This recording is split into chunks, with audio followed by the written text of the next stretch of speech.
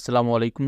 Welcome to conflict card. दोस्तों, Indian air force chief ने कुछ हफ्ता पहले ही हिंदुस्तान एरोनॉटिकल लिमिटेड पर अपना एतमाद ना होने के बारे में बताया कि किस तरह Hindustan aeronautical limited Indian air force को तेजस एयरक्राफ्ट डिलीवर नहीं कर पा रही, जिसकी वजह से इंडियन एयरफोर्स मुश्किलात का शिकार है। अब रिसेंटली उनकी एक स्पीच थी जिसमें उन्होंने काफ़ी ज़्यादा अहम बातें की हैं। यहाँ एक तो उन्होंने ये कहा है कि हमें हर साल कितने ज़्यादा फाइटर एयरक्राफ्ट चाहिए अगर इंडियन एयरफोर्स एक ऑफेंसिव रोल में अपने आप को लाना चाहती है, क्योंकि करंटली वो कह रहे हैं कि हम इस पोजीशन में नहीं है कि ऑफेंस कर सकें चाइना या पाकिस्तान के खिलाफ। और ये इंडियन एयरफोर्स चीफ कह रहे हैं, और इंडिया के एयरफोर्स चीफ जो कि दुनिया की चौथी बड़ी एयरफोर्स है। बहरहाल, इसके अलावा उन्होंने यहाँ ये भी कहा है कि इंडियन एयरफोर्स से इस वक्त किन किन चीज़ों की ज़रूरत है और क्या क्या प्रायोरिटी होनी चाहिए इंडिया की, ताकि इन तमाम मुश्किलात से निकला जा सके। इसको बाज़ाब्ता शुरू करने से पहले आप इंडियन एयर चीफ का ये क्लिप सुने। We don't have a design to go offensive.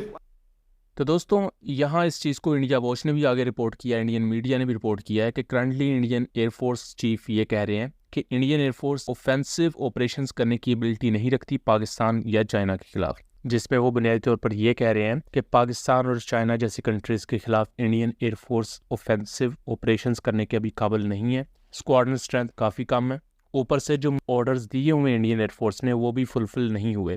और ये फुलफिल क्यों नहीं हुए, उसके पीछे हिंदुस्तान एरोनॉटिकल लिमिटेड की पुअर प्रोडक्शन कैपेबिलिटी है। इसी वजह से इंडियन एयरफोर्स चीफ ने अपनी स्पीच में इस बात पर जोर दिया है कि ज़्यादा से ज़्यादा इस वक्त प्राइवेट जो फर्म्स हैं उनको कॉन्ट्रैक्ट मिलने की ज़रूरत है, ताकि जो प्राइवेट कंपनीज़ हैं वो इस पूरे मामले को टेकअप कर सकें और बेहतर कोई एग्जीक्यूशन कर सकें। लेकिन अभी ये सिर्फ एक प्लान है। इसके साथ साथ इंडियन एयरफोर्स चीफ ने यह भी कहा है कि हमें हर साल 35 से 40 एयरक्राफ्ट कम से कम चाहिए, यानी कि हर साल 35 से 40 एयरक्राफ्ट इंडक्ट हों जो कि 2 स्क्वाड्रन बनते हैं, तभी इंडियन एयरफोर्स 42 स्क्वाड्रन तक जा सकती है। अदरवाइज इंडियन एयरफोर्स के पास इस वक्त करंटली 30 कॉम्बैट स्क्वाड्रन हैं। पाकिस्तान के पास जो कॉम्बैट स्क्वाड्रन हैं वो 27 या 25 के अराउंड है। और यहाँ जो टेक्टिकल ट्रांसपोर्ट एयरक्राफ्ट हैं, हेलीकॉप्टर स्क्वाड्रन हैं, वो इसके अलावा है, वो मैं यहाँ ऐड नहीं कर रहा। अब उसी के पैरेलल पाकिस्तान एयरफोर्स बहुत जल्द स्टेल्थ एयरक्राफ्ट भी इंडक्ट करने वाली है अपनी एयरफोर्स में। आने वाले 2 से 3 सालों में या मैक्सिमम 4-5 सालों में ये इंडक्शन हो जाएगी। जबकि दूसरी तरफ इंडियन एयरफोर्स के पास काफ़ी ज़्यादा लिमिटेड ऑप्शंस हैं। अगर इंडिया अमेरिका की तरफ जाता है, अमेरिकन F-35 की तरफ जाता है, तो उसके पॉलिटिकल कॉन्सिक्वेंसेस होंगे। और ख़ास तौर पर ट्रंप ने जो रिसेंटली अपने इतने करीबी तहादी ज़ेलेंस्की जो कि यूक्रेन के प्रेसिडेंट है उनके साथ जो किया है, उसके बाद तो सभी के कान खड़े हो चुके हैं। और रशिया के Su-57 के साथ अभी इंडियन एयरफोर्स उतनी ज़्यादा कॉन्फिडेंट नहीं है, बिकॉज Su-57 डिफेंसिव रोल में बहुत अच्छा एयरक्राफ्ट है, मगर स्टेल्थ के कॉन्टेक्स्ट में SB का स्टेल्थ एयरक्राफ्ट और जो 5th जनरेशन एयरक्राफ्ट का एक ऑफेंसिव रोल होता है उसमें Su-57 मार्क खाता है और उसमें मजीद इंप्रूवमेंट्स भी की जा रही हैं। बट ये कोई प्रॉपर नाकारा एयरक्राफ्ट नहीं है जो उसके बारे में एक नैरेटिव फैलाया जाता है। लेकिन इंडियन एयरफोर्स की जो रिक्वायरमेंट्स है उन पर पूरा नहीं उतरता। इंडिया का जो अपना AMC एयरक्राफ्ट है उसके बारे में खुद इंडियन ऑफिशियल्स ये कह चुके हैं कि कम से कम इसको 11 से 12 साल लगेंगे। प्रोटोटाइप फेज में से ये गुजरेगा, फिर टेस्टिंग होगी, इंडक्शन, तो ये 11 से 15 साल का एरा इसमें भी मौजूद है। तो स्टेल्थ एयरक्राफ्ट को लेकर इंडियन एयरफोर्स एक लिम्बो पर है, जबकि दूसरी तरफ पाकिस्तान एयरफोर्स के पास ऑप्शंस ऑलरेडी मौजूद है और पाकिस्तान उनको अवेल भी कर रहा है।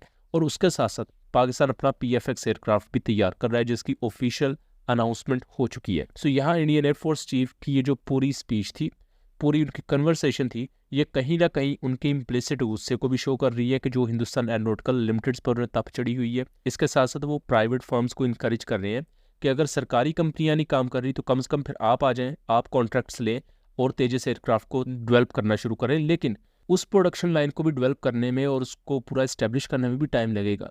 सो उस कॉन्टेक्स्ट में भी थोड़े बहुत डिलेज आएंगे। और इसके साथ साथ इंजन डिलेज ऑलरेडी मौजूद है जो कि अमेरिका भी प्रोवाइड नहीं कर रहा। और जैसा कि अब रिसेंट रिपोर्ट्स हैं इंडिया की तरफ से कि इंजन अमेरिका बहुत जल्द प्रोवाइड करना शुरू कर देगा, वो आने वाले वक्त में किस हद तक फ्रूटफुल साबित होंगे इसके बारे में कुछ नहीं कहा जा सकता, बिकॉज इससे पहले भी मल्टीपल ऐसे खबरें आ चुकी कि जी अब इंजन प्रोवाइड किए जाएंगे, नहीं अब इतने हफ्ते बाद प्रोवाइड कर दिए जाएंगे, लेकिन हर दफ़ा डिले पर डिले ही होता रहा है, जिसको लेकर फ्रस्ट्रेशन काफ़ी ज़्यादा है। सो दोस्तों, आप इंडियन एयरफोर्स चीफ की इस पूरी स्टेटमेंट्स को लेकर क्या कहते हैं, आप अपनी आरा से ज़रूर आगाह कीजिएगा। वीडियो पसंद आई हो तो इसे ज़्यादा से ज़्यादा शेयर कीजिएगा ताकि इस तरह की मज़ीद इन्फॉर्मेटिव वीडियोज़ हम आपके लिए लेकर आ सकें। मिलेंगे अगली वीडियो में, तब तक के लिए अल्लाह हाफिज़।